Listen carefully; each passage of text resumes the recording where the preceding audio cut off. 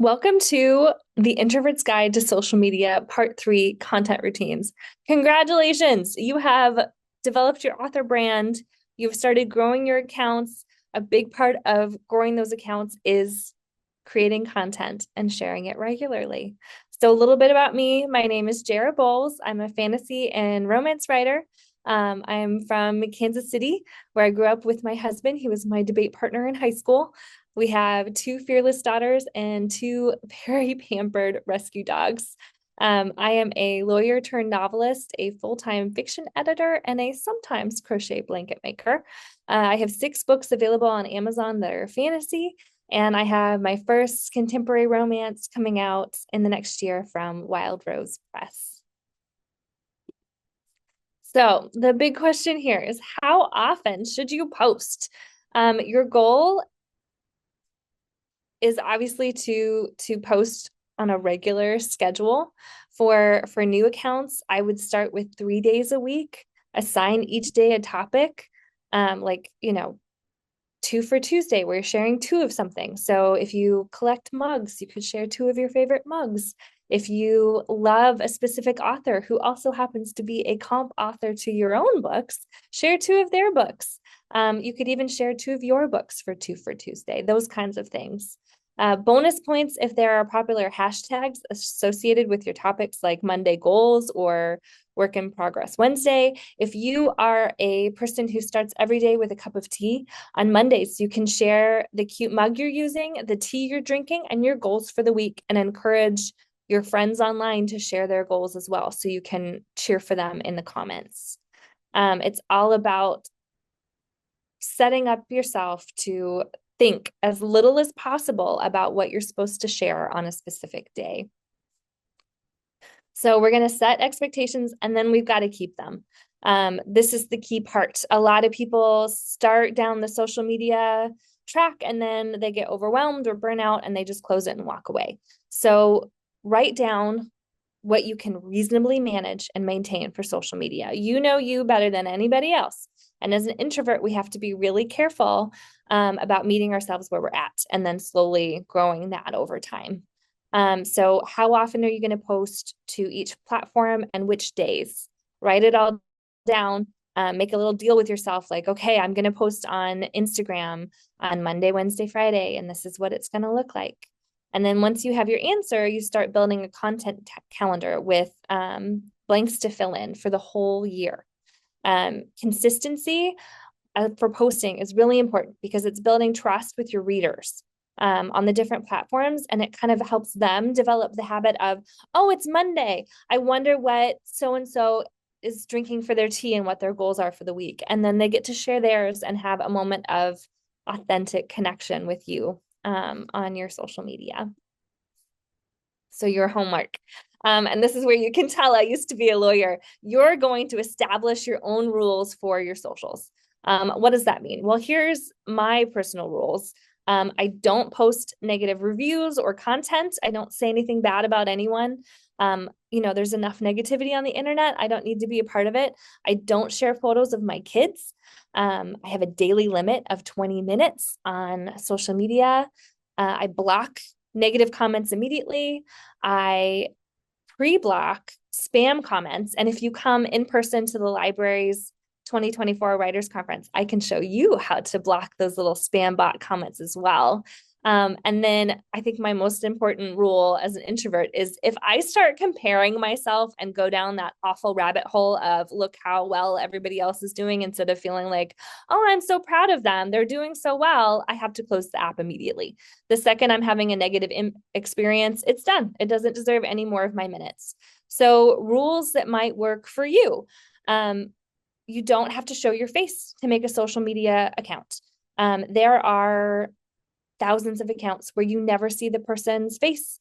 You might know what their hands look like because they're holding things, but I'm giving you permission right now that if you're not comfortable being on screen or on camera, you don't have to be. Another rule that might work for you is you can unfollow accounts. I'm giving you permission right now. If an account that you have followed and has followed you is impacting your mental health in a negative way, unfollow them and move on. You can even, I have a friend who sets a day to curate her follows and she unfollows folks who are negatively impacting her ability to be in that online community space. So you kind of have to sit down and think about, okay, well, what makes you miserable online, and then build rules around it to kind of protect yourself before you even get started. Okay, so what is a content calendar? I've included an image of the Writer Friends Challenge calendar that Susan Lee Needham prepares and posts online every month. And there are over 50,000 users of this amazing little prompt calendar. And this is basically what you're going to develop for yourself and what we'll be developing in person at the Writers Conference in November for Joko Writes. So it's basically a calendar with topics, themes, prompts for each day of the month. And you don't have to have a prompt for every single day because, right, we've only decided we're posting on specific days, at least 3 if you're just getting started. So you only need prompts for those days. So you can also write writer's rest on the days when you're not posting, or a day off, something really positive that's going to make you feel good. Like, oh yeah, take that, social media. I don't have to post today.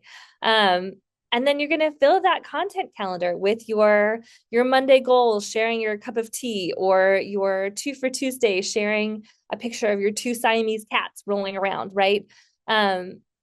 If you join a shared content calendar, though, the bonus with that is it comes with the community element already there.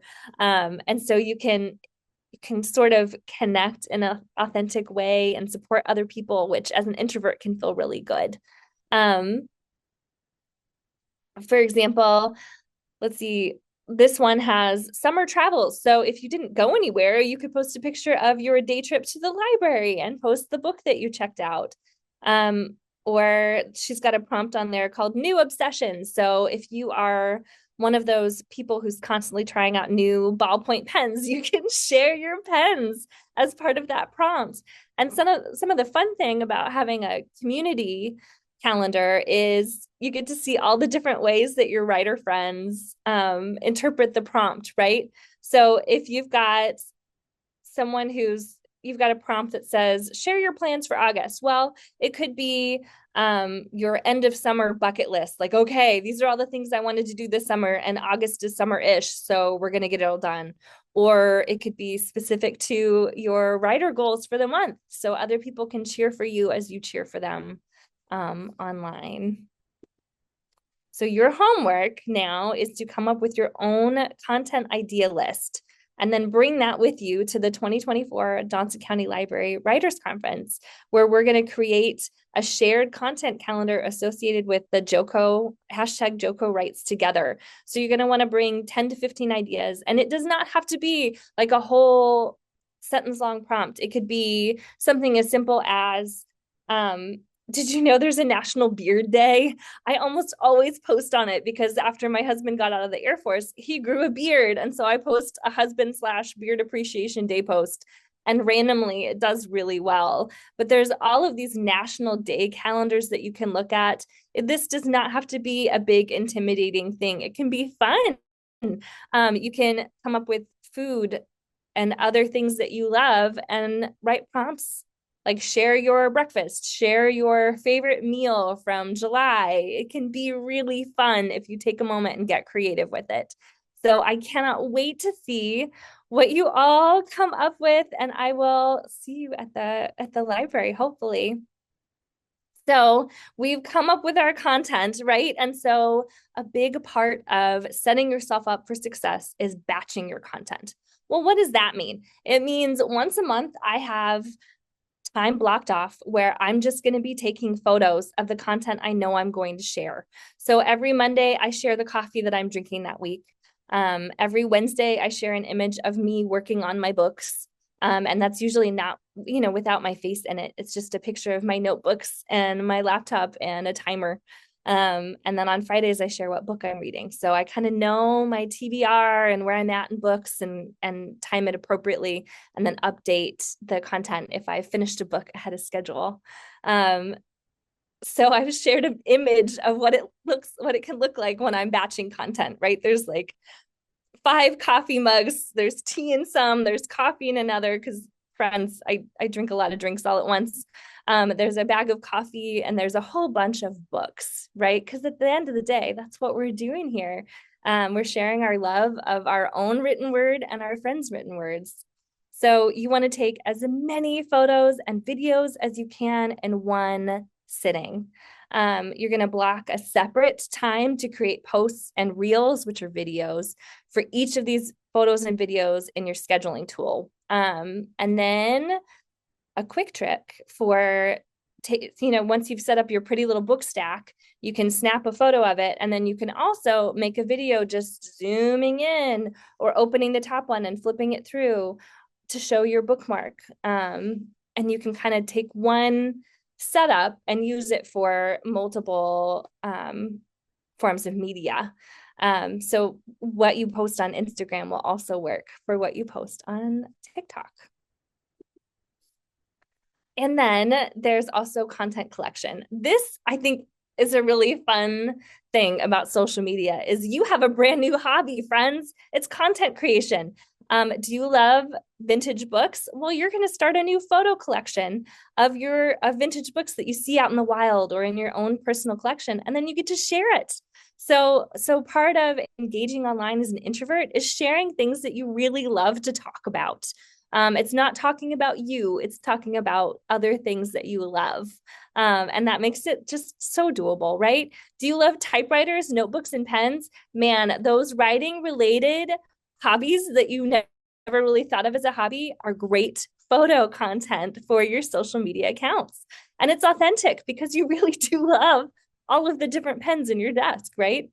You can also set yourself up to hype up local authors or indie bookstores or your local library by sharing photos and adding meaningful shares on your social media to help others. In the past, I've done some random tours. One time I did a Kansas City coffee shop tour where, oh no, my job for a few months was driving to different coffee shops, getting coffee, and sitting and working in different gorgeous spaces. It was pretty great, friends. Highly recommend. And then you're also going to be taking be-real content. So this is a term that I've stolen from other industries, but it works. As you walk through your daily life, you're going to grab random photos and videos. We are now all a random photo and video club. Welcome. As you walk through a bookstore, grab a snap of a bookshelf that has comp titles to your own. Walk down an aisle in the bookstore and grab a video, because that content, friends, is evergreen. You can use it for so many different prompts, and it'll be waiting in a saved file for you to use it when you're ready to batch your content. So your new bonus hobby as a content creator is to take photos and short videos everywhere you go. If you are a horror writer, I have a friend who snaps photos of creepy looking tree trunks everywhere she goes. And man, it really works for her author branding. And that's just her on her daily walks, snapping a photo here and there. This can be fun if you treat it as fun. So collect as you go and then add them to a folder so that's all in one easy space for you when you're scheduling based on your content calendar. So you can fill your calendar in one session. And that is your content routine. And I can't wait to meet you all at the library in November. If you have questions, want to reach out to me, I'd love to follow you back on all the socials so you can find those there. And I hope to see you in November.